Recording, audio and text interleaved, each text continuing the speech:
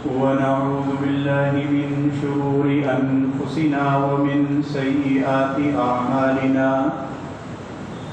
من يهده الله فلا مضل له ومن يضلله فلا هادي له ونشهد أن لا إله إلا الله وحده لا شريك له ونشهد أن سيدنا ونبينا ومولانا محمدا عبده ورسوله صلى الله تعالى عليه وعلى آله وأصحابه وسلم تسليما كثيرا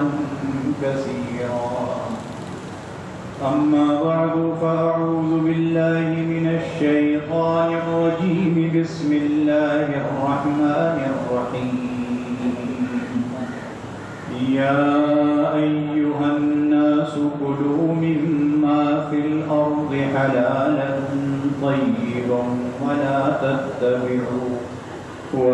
تتبعوا خطوات الشيطان إنه لكم عدو مبين صدق الله العظيم. بزرگان محترم اور برادران عزیز،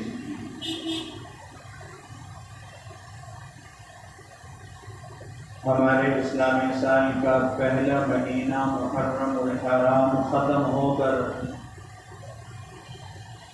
دوسرا مہینہ سفر المظفر کا شروع ہو چکا ہے، اور یہ مہینہ جناب رسول اللہ صلی اللہ علیہ وسلم کے زمانے میں بھی ایسا تھا کہ مشرکین اس مہینے میں اپنے کچھ افکار رکھتے تھے اور اپنی ان باتوں کی تبلیغ بھی کرتے تھے۔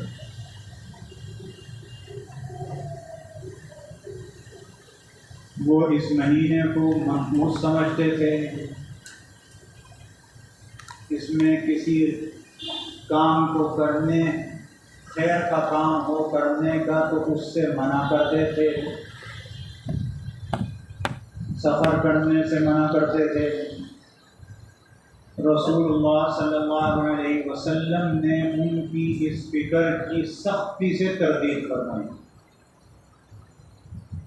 اور جو حدیث اس کی تردید میں بیان ہوئی اس میں 3 چیزیں بیان ہوئی۔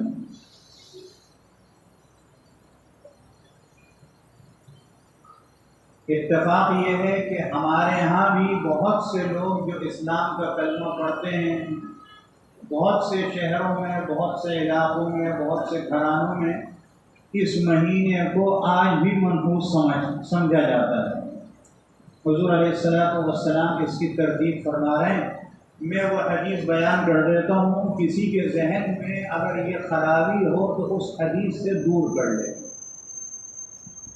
حضور علیہ السلام نے پہلی بات یہ ارشاد فرمائی کہ جھوٹ چھاٹ، فلانے کو ہاتھ میں لگاؤ، یوں نہ کرو فلانا کام ہو جائے گا، ایسا کرو گے تو یوں بیماری آ جائے گی۔ حضور علیہ السلام فرما رہے ہیں چھوٹ چھاٹ کوئی چیز نہیں، بالکل نہ کوئی چیز نہیں۔ اور اسی چھوٹ چھاٹ کے ضمن میں آج کے وائرس کو بھی لے لیجیے، یہ اپنی جگہ ہے، وائرس ہے، چھوٹ چھاٹ نہیں کہ یہ سمجھنا، اس کو بھی ذہن سے نکال دیجیے کہ حضور علیہ السلام ایک حدیث میں فرماتے ہیں کہ بیماری اڑ کر نہیں لگتی کسی کو، ہو ہی نہیں سکتا کسی صورت۔ ہاں جس کو لگنی ہے اللہ کا حکم ہوگا، آپ قریب نہ بھی ہوں گے تب بھی لگ جائے گی۔ ہم یہ مردوں کا نقاب لگا لیں گے پھر بھی لگ جائے گی، لگ جائے گی۔ کتنے ڈاکٹر مر جاتے ہیں، اللہ کے حکم سے مرتے ہیں، بیماری نہیں لگتی اڑ کے، اللہ کا حکم ہے بیماری ان میں آ جائے۔ حضور علیہ السلام سے ایک شخص نے کہا کہ یہ اونٹ خارش زدہ ہے، اس کو کھجلی ہے، اور یہ سب اونٹوں کے درمیان بیٹھا ہوا ہے، سب کو خارش ہو جائے گی۔ حضور نے فرمایا چلو تمہاری بات لیکن اس اونٹ کو جب لگی تھی جب تو کسی کو نہیں تھی نا، اس کو کہاں سے لگی؟ یہ وائرس آج سب میں موجود ہے اور پتہ نہیں کتنی دفعہ آتا ہے چلا جاتا ہے. ہمارے آپ کے اندر کتنی دفعہ آیا ہوگا چلا گیا ہوگا، اللہ محفوظ فرمائے. لیکن سب سے پہلے جس کو ہوا ہوگا اس کو کہاں سے لگا؟ سوچنے کی بات ہے نا، اڑ کے نہیں لگتی کی بات. اور اللہ کا حکم ہو تو ویسے ہی جس کو چاہے لگ جائے. یہ سارے اللہ کے حکم سے ہو رہی ہے جتنا کچھ ہو رہا ہے. اس لیے اللہ کی طرف رجوع ہوں، اللہ سے کہیں اے اللہ اپنے فضل سے ختم فرما دے. ختم ہو جائے گی، ضرور ختم ہوگی انشاءاللہ، رہے گی نہیں، لیکن ختم اللہ ہی کرے گا، ویکسین نہیں ختم کرے گی. یہ بھی ذہن میں رکھیے گا. آپ گولی کھاتے ہیں، گولی اپنا اثر جو دکھاتی ہے، ویکسین لگوا رہے ہیں اپنا اثر دکھائے گی اللہ کے حکم سے، خود کوئی اثر نہیں کرے گی. یہ عقیدہ ہونا چاہیے. اللہ کے رسول اسی کو فرما رہے ہیں چھوٹ چھات کوئی چیز نہیں. یہ ہندوؤں کا سا ہے ہمارا. حضور علیہ السلام نے فرمایا کہ جس کو جذام کی بیماری ہو وہ اللہ محفوظ فرمائے. انسان کے جسم پر ایسے داغ پڑ جاتے ہیں، اس داغ کے اندر سے مواد رشتہ مواد. حضور نے فرمایا اس سے دور بھاگو. اس لیے نہیں فرمایا لگ جاتی ہے، فرمایا اس لیے کہ اس سے گھن آتی ہے. بعض بیماریاں ایسی ہوتی ہیں اس سے گھن آتی ہے اور انسان کہتا ہے میں اس سے دور رہوں. پھر اس جذام کے اندر سے جس جسم کے جس جگہ پر ہوگا وہ اپنی گیس خارج کرتا ہے. حضور نے فرمایا یہ طبی اصول ہے، اس سے ایسا ہوتا ہے، اس سے گھن بھی آ جاتی ہے، اس سے دور بھاگو. اور حضور علیہ السلام نے یہ بھی فرمایا جہاں ایسی بیماری پھیلی ہوئی ہو جس سے اموات واقع ہو رہی ہوں تو یہاں کا رہنے والا جس جگہ بیماری پھیلی یہ باہر نہ جائے شہر سے، اور دوسرے شہر والے یہاں آئے. حضور نے ارشاد فرمایا ہوتا سب اللہ کے حکم سے. اگر یہ باہر چلا گیا اور وہاں بھی اللہ کے حکم سے یہ بیماری آ گئی تو ذہن ہمارا یہ کہے گا وہاں سے آیا تھا نا اس لیے بیماری پھیلی. اپنا عقیدہ مت خراب کرو، اس لیے یہی رہو. باہر والے جو ہے وہ یہاں آئے، اگر یہاں آئے گا اور اس سے مر گیا ہوگا تو اللہ کے حکم سے، لیکن کہے گا یہاں آیا تھا بیماری لگ گئی. یہ تعلیمات اسلام نے دی ہے نا. فرمایا چھوٹ چھاٹ کوئی چیز نہیں ہے. دوسری چیز مشرکین کہا کرتے تھے ہمارے ہاں تو یہ جانور اتنا نہیں ہے، ہندوستان میں تو جگہ جگہ موجود ہے الو. جس دیوار پر الو بیٹھ جائے وہ کہتے تھے اب جو کام ہوگا وہ منحوس ہوگا. حضور نے فرمایا منحوسیت کا تعلق الو سے نہیں ہے. جیسے ہمارے آگے سے کالی بلی گزر جائے تو ہم جس کام کو جا رہے ہیں تو رک جاتے ہیں، کہتے ہیں کام نہیں ہوگا. اللہ کے بندے بلی تو اپنا راستہ گئی کہ تم اپنا راستہ جاؤ. وہ بھی جانور ہے، تم بھی جانور ہو، تم اپنا کام کرو، اپنا کام کرے گی. جتنی چیزیں ان سے میچ کھائیں گی سب موجود ہیں، اس سے کوئی فرق نہیں پڑتا.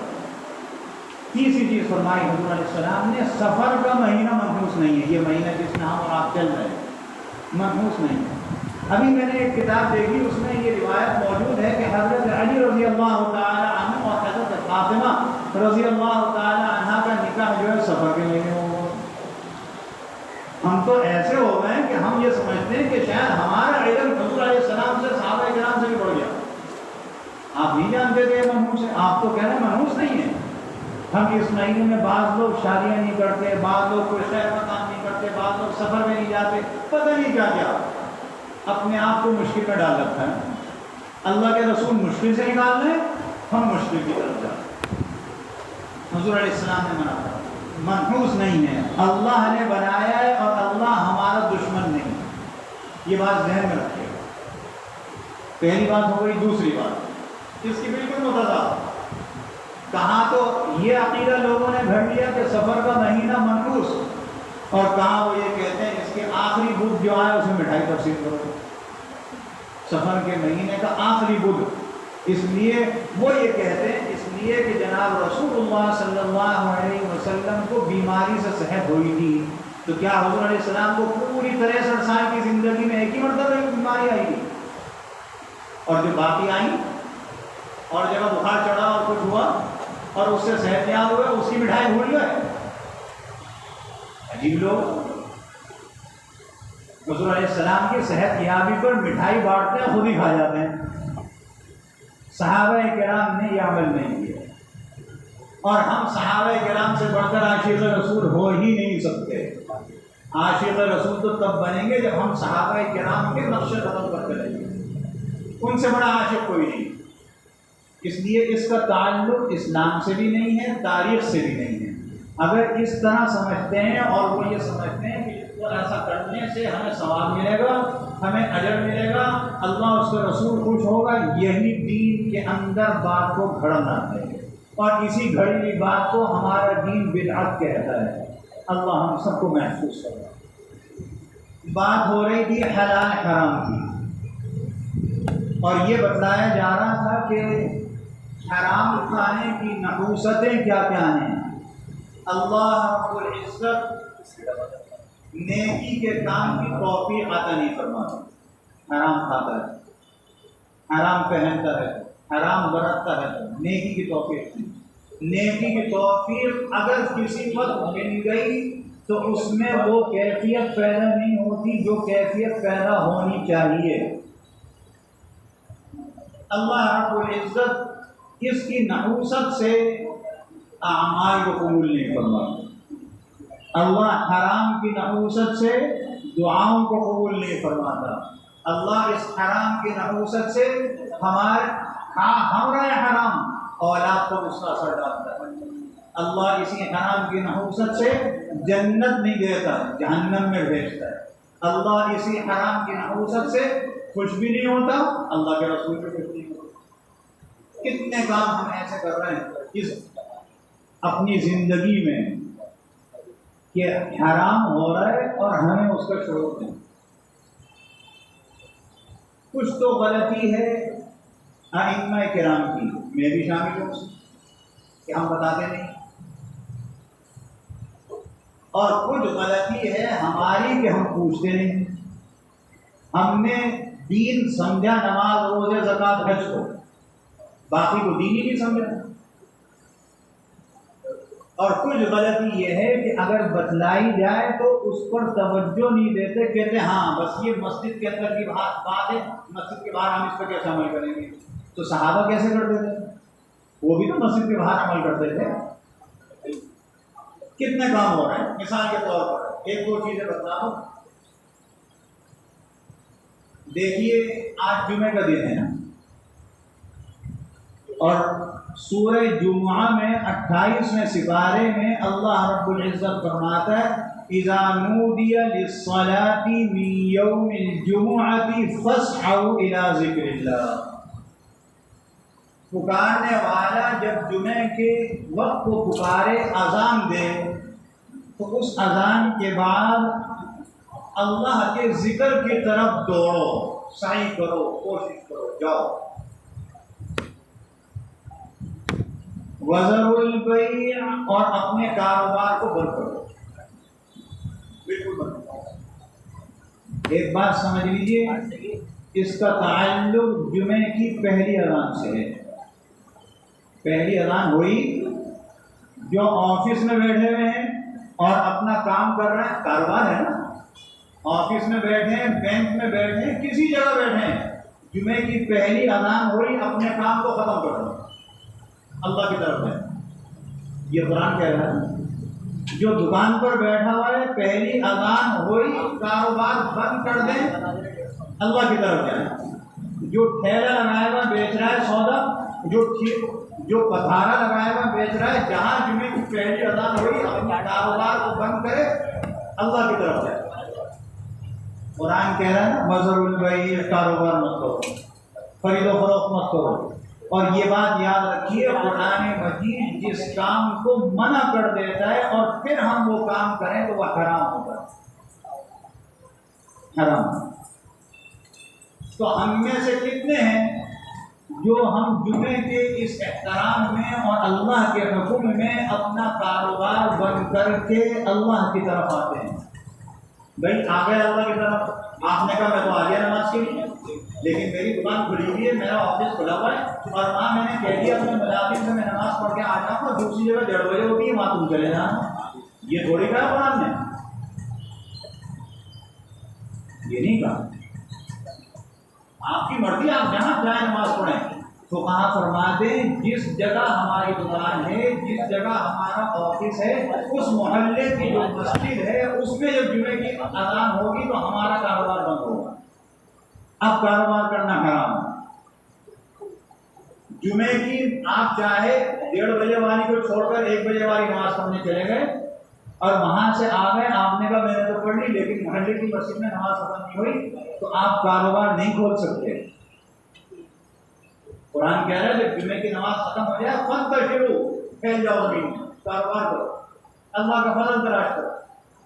تعلق محلے کی مسجد سے، جب جمعے کی نماز کا سلام پھٹ جائے گا پھر آپ کاروبار کر سکتے ہیں۔ ہاں اب یہ سوچنے کی بات ہے، مجھے بھی سوچنا ہے، آپ نے بھی سوچنا ہے، ہر آدمی نے خود سوچنا ہے۔ مولوی صاحب آ کے ہاتھ پکڑ کے نہیں ہٹائیں گے وہاں سے۔ سوچنا یہ ہے کہ آیا ہمارا اس پر عمل ہے یا نہیں ہے، اور اگر عمل نہیں ہے، یہ حرام کام جو ہو رہا ہے اس وقت میں جو ہم کاروبار کر رہے ہیں اس کی آمدنی حلال ہے کہ حرام ہے؟ اللہ نے تو کہہ دیا نا حرام ہے اس وقت کاروبار کرنا۔ اب جو ہم نے مال اس میں کمایا اس کا کیا ہوتا ہے؟ اس کے جا کے کسی مفتی سے مسئلہ پوچھ لیجیے کہ اس آمدنی کا کیا ہوگا؟ حرام کر رہے ہیں عموماً، ایسا ہی ہو رہا ہے، لیکن ہمیں اس کی طرف توجہ نہیں۔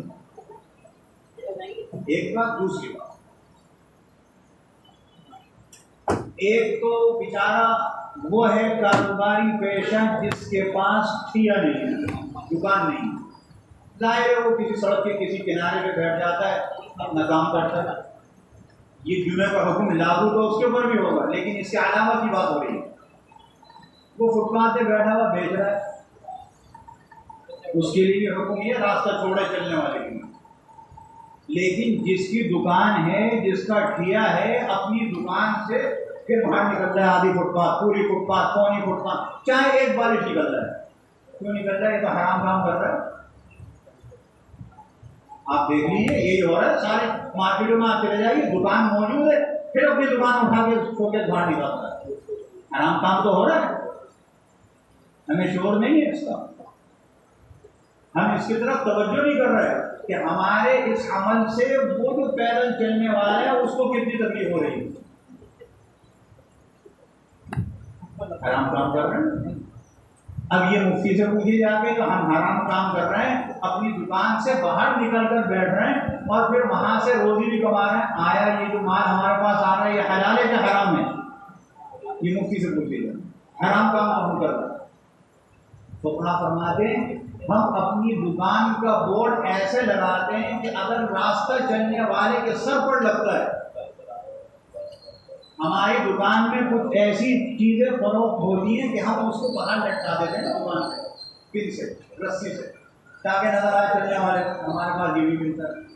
وہ چیز لٹکی ہوئی ہے اور راستہ چلنے والے کے سر لگ رہی ہے، تو فرماتے ہیں یہ بھی حرام ہے۔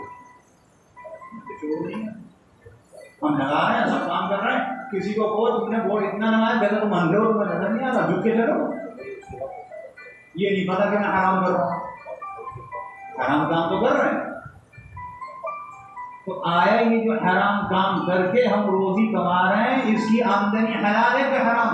فتویٰ تو لو کبھی کسی سے جا کے، بات تو سخت ہے لیکن حکم یہی ہے، حرام ہے، اس کی آمدنی بھی حرام ہے، اس سے جو روزی کما رہے ہیں وہ بھی حرام ہے۔ اس لیے ہمیں اپنی ذمہ داریوں کو محسوس کرنا چاہیے۔ اس کو چھوڑیے کاروبار، یہ جو اسکوٹر والے ہیں یہ جو فٹ پاتھوں میں اسکوٹر کھڑی کر دیتے ہیں، حرام کام کر رہے ہیں۔ فٹ پاتھ اسکوٹر کھڑی کرنے کے لیے تو نہیں ہے، وہ سارے راستے روک دیں گے، فٹ پاتھ پہ کھڑی ہوئی اسکوٹر آپ کی دکان کے آگے کھڑی ہوئی ہے، آپ دکان جب کھول لیں اس کو ہٹا رہے ہیں اور اس میں کوئی چیز ٹوٹ جائے وہ آپ کے سر ہو رہا ہے، یہ نہیں دیکھ رہا کہ میں حرام کر رہا ہوں، کسی کو تکلیف پہنچا رہا ہوں۔ یہ اسکوٹر والے جن کے پاس اسکوٹر ہیں سب سے زیادہ حرام کام یہی کر رہے ہیں۔ دیکھیں رانگ سائڈ یہ جا رہا ہے، حرام کام، چھوڑ نہیں. جو سامنے سے آ رہا ہے اپنے راستے پر، یہ اس کے اپوزٹ جا رہا ہے، اس کو تھوڑی پتہ ہی آ رہا ہے. اگر یہ اس کے ٹکر سے مر گیا تو خودکشی کی موت ہوگی. شریعت یہی کہتی ہے. سگنل بند ہوتا ہے، چاروں طرف سے آگے ہوتے ہیں نا، بس ہم نکل جائیں. حرام کرنا ہے یہ سب جواب دینا پڑے گا.